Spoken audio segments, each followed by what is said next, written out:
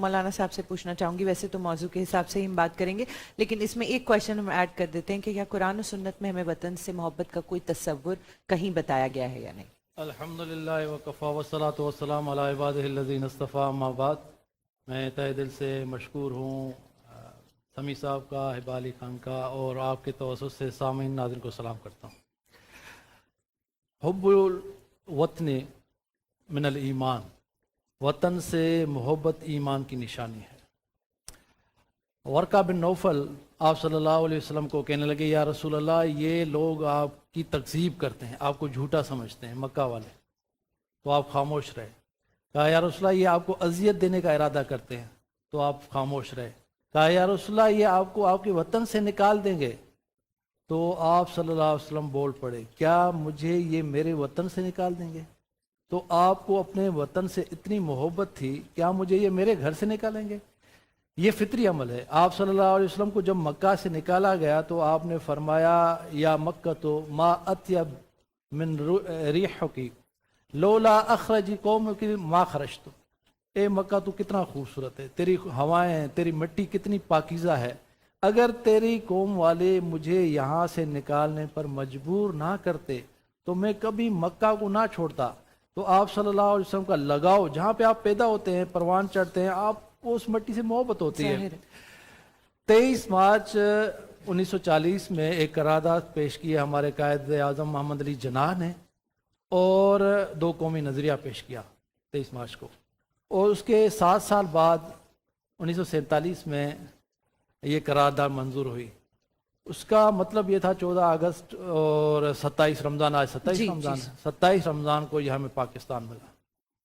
ان کا مطلب یہ تھا کہ ہم زندہ قوم ہیں، اور کوئی تہوار ہو، تہذیب ہو، ہم اپنی طریقے سے جینا چاہتے ہیں۔ جو آپ آزادی کی بات کرتے ہیں، ہم آزاد مملکت ہیں، ہم اپنی زندگی خود بسر کرنا چاہتے ہیں۔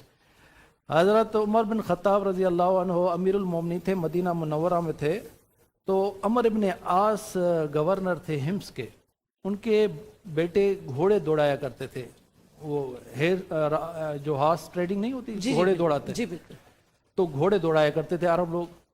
تو اس میں ایک بدو نے بھی گھوڑا دوڑایا، تو وہ دیہاتی جو تھا بدو، وہ جیت جاتا ہے، وہ گورنر کا بیٹا ہار جاتا ہے، اس کو بڑا غصہ آتا ہے، وہ اس کو اپنا درا اٹھا کے مارتا ہے، لاٹھی جس کو کہتے ہیں، تو اس کو کہتا ہے، نانو ابن الاکرمین، ہم رئیس زادے، تم ہم سے آگے کیسے نکل گئے؟ جی۔ تو وہ یہ شکایت لے کے سیدھا پہنچتا ہے مدینہ، اور حضرت عمر کو بتاتا ہے کہ میرے ساتھ یہ معاملہ ہوا۔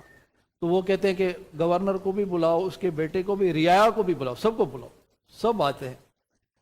تو ایک تاریخی جملہ حضرت عمر بن خطاب رضی اللہ عنہ کا جملہ ہے، یہ سمجھنے کی بات ہے، متی استعبتم الناس، تم نے لوگوں کو کب سے اپنا غلام سمجھا؟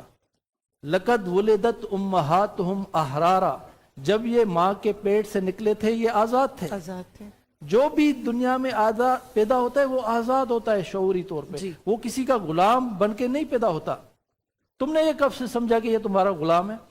تو اس کو حضرت عمر نے درا دیا، لاٹھی دی، اور کہا، اضرب ابن الاکرمین، مارو اس رئیس زادے کو میرے سامنے۔ یہ سمجھانا تھا آنے والوں نسلوں کے لیے کہ ہم کسی کے غلام نہیں۔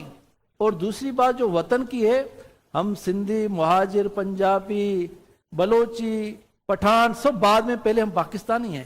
بالکل ہم پاکستانی، جس طرح میں یہ کہتا ہوں کہ بریلوی، سنی، اہل تشیع، دیوبندی، سب بعد میں، ہم پہلے مسلمان ہیں۔ ہم وطن سے محبت کرنے والے، ہم اپنی وطن پہ جان نثار ہیں۔ یہ ملک ہے تو ہم ہیں، اگر یہ ملک نہیں تو ہم بھی نہیں ہیں۔ اس ملک سے محبت کرنا یہ ایمان کا حصہ ہے، بے شک، یہ اس کی، مگر ملک چلتا ہے، پروان چڑھتا ہے جب اس میں امن ہوتا ہے۔ جب ملک، اللہ کے رسول ابراہیم علیہ السلام نے اللہ سے ایک دعا مانگی کہ رب جعل ھذا البلد آمنا، یا اللہ اس ملک کو، اس مکہ کو امن کا گہوارہ بنا، اور اس کو ثمرات سے نواز، پھل پھول کھلا، تاکہ یہ یعنی خوشحال رہے۔ ملک خوشحال ہوتا ہے امن سے، جب عدل ہوگا تو ملک قائم رہے گا۔ امن پروان چڑھے گا. جی. تو میرا یہی موقف ہے. اچھا جی علامہ نصیر علامہ آپ نصیر پوچھنا چاہتی محمد کچھ؟ میں صاحب. پوچھ لوں. نہیں میرا وہی تھا سوال کہ قرآن و سنت میں کیا وطن سے محبت کے حوالے سے کیا ہے اور موضوع کے حساب سے تم بات کریے. بسم اللہ الرحمن الرحیم. اللہ رب محمد صلی اللہ علیہ وسلم نحن عباد محمد صلی اللہ علیہ وسلم.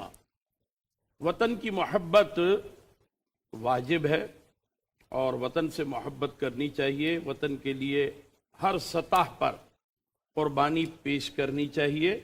اور جیسا مجھ سے پیش رو بتایا گیا، علامہ صاحب کا کہنا بھی بالکل درست ہے کہ وطن جو ہے اس سے محبت کے ساتھ ساتھ جس منصب پہ جو موجود ہو وہ اپنی رعایا کو، اپنی قوم کو جو ہے وہ سہولیات فراہم کرے، وہ توانائی عطا کرے کہ جس کے نتیجے میں وہ توانائی پھر ملک کی حفاظت پر خرچ کی جائے. جی. اگر عوام کا استحصال ہوتا رہے گا، عوام کو سہولیات نہیں ملیں گی اور وہ پریشان رہیں گی، اس استحصالی قوتوں کی وجہ سے اس محبت میں کمی بھی واقع ہو جاتی ہے. اور جیسے محترم نے ابھی فرمایا کہ رسول اکرم نبی محتشم صلی اللہ تعالی علیہ وآلہ وسلم نے مکۃ المکرمہ کبھی نہ چھوڑتا کہ تو میں یہاں سے جاتا ہوں کی رضا سے ہجرت کر رہا ہوں نا، تو اب اس بستی میں پہنچا دے جو تیرے نزدیک زیادہ پسندیدہ ہے.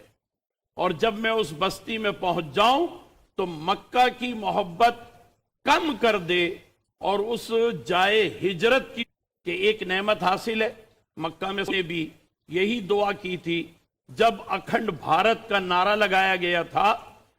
علماء کے مشورے پر نظریے پر یقین نہیں رکھتے، دو قومی نظریہ ہے. یہاں پر مسلمان اعلان کیا گیا تھا کہ یہ پاکستان اعلان کیا گیا تھا کہ یہ پاکستان جو ہے یہ مسلمانوں کا وطن ہے. بے تو شک. یاد رکھیے کہ سبحان بے اللہ. وطن ہونا جو ہے جی. یہ ایک گالی ہے اور اللہ تعالیٰ نے ہمیں اس گالی سے بچایا. جب یہ ہندو سامراج یہ گالی دے رہا تھا کہ ہندو بن جاؤ، بھارتی ہو جاؤ، وہ ایک نیشن پر آ جاؤ، ایک قومی نظریے پہ آ جاؤ، تو اللہ تعالیٰ نے اپنے پیارے محبوب علیہ السلام کے ذریعے یہ بات اب تو واضح بھی ہو چکی ہے اور سوانح حیات جو قائد اعظم کی اس میں آ چکی ہے جی. کہ اللہ کے پیارے رسول خواب میں آ کر قائد اعظم محمد کی گالی کو قبول نہ کرو، مجھ سے محبت کی خاطر ایک نئے وطن کو حاصل کرنے کی سبحان اللہ. کوشش کرو. اور پھر قائد اعظم محمد علی جناح نے اس پر عمل کیا اور اللہ پاکستان. تبارک و تعالی کی نصرت و حمایت سے یہ وطن ہم کو مل گیا. سبحان اللہ. الحمدللہ. سبحان اللہ. ناظرین ایک بریک کی طرف جائیں گے، آپ ہمارے ساتھ اسی طرح بنے رہیے گا. علماء کرام ہمارے ساتھ ہیں.